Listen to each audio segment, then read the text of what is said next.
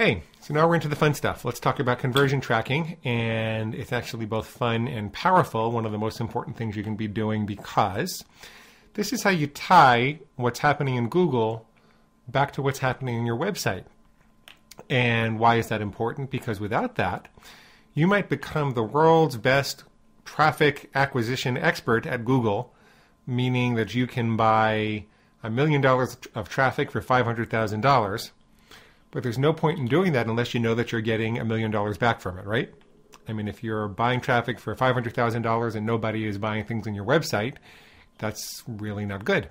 So how do you know what's happening on your website and how do you tie it back to Google? That's with conversion tracking. Let's click on conversion tracking up here to get started. And after you click on conversion tracking, this is an interesting little reporting center. You don't need this right now. Click on create a new action. And I'm going to create one for my Pygmy Goat newsletter sign up. Pygmy Goat newsletter sign up.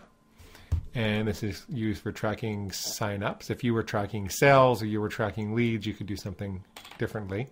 I'm not going to give this a dollar amount because because there's not an actual dollar, there's not an actual sale that goes on when somebody signs up. There is a rather reliable percentage of people who sign up who end up buying, but for right now, I'm not going to give this a dollar amount. You could if you really wanted to. And then they want to know about the page where the action is going to be completed. Skip the paper action.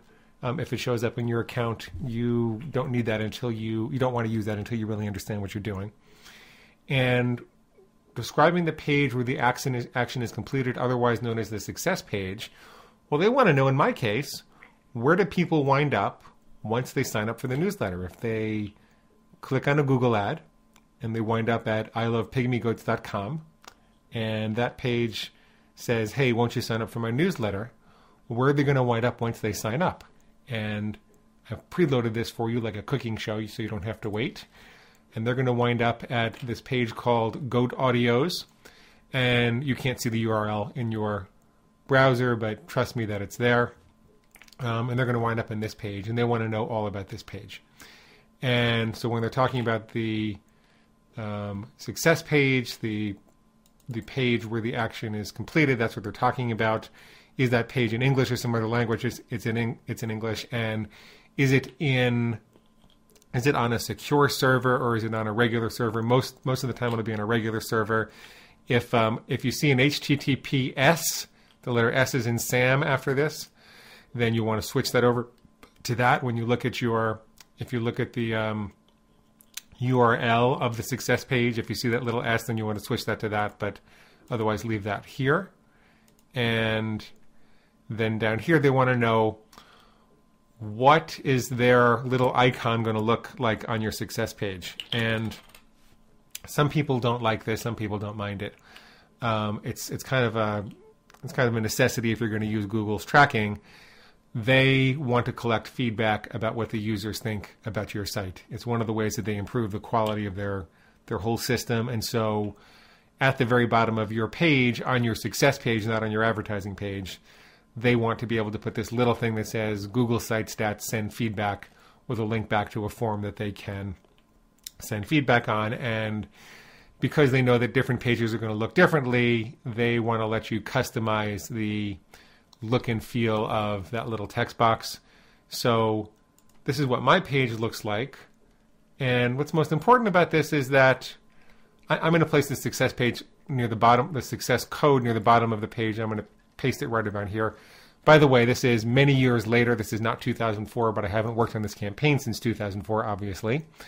It's just been running on autopilot. So my success code is going to go somewhere around here. So I really want the background to match this background. I don't want it to be a big white blob that stands out because really I want it to blend in.